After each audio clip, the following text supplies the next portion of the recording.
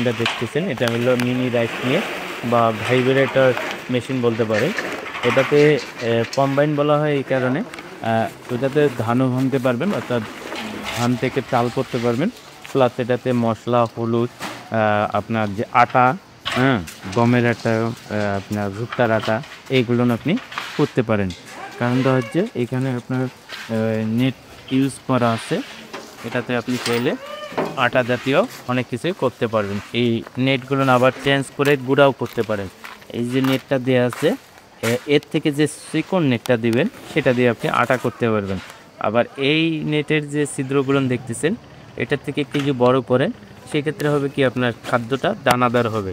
দানাদার যে খাদ্যগুলো বলেন, যেমন ভুট্টার গুঁড়া, গমের গুঁড়া, এই জাতীয় গুঁড়া জাতীয় জিনিসগুলো আপনি এই ক্রাশিংটাতে করতে পারবেন কি, এটাতে আপনি ধান ভাঙতে পারবেন।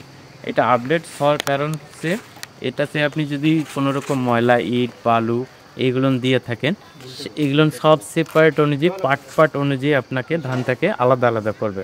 অর্থাৎ এখানে আপনার আবর্জনা নিয়ে আসবে, এই জায়গাটাতে আপনার আবর্জনা চলে আসবে, আর নেট হওয়ার পর হাউজিংয়ে চলে যাবে।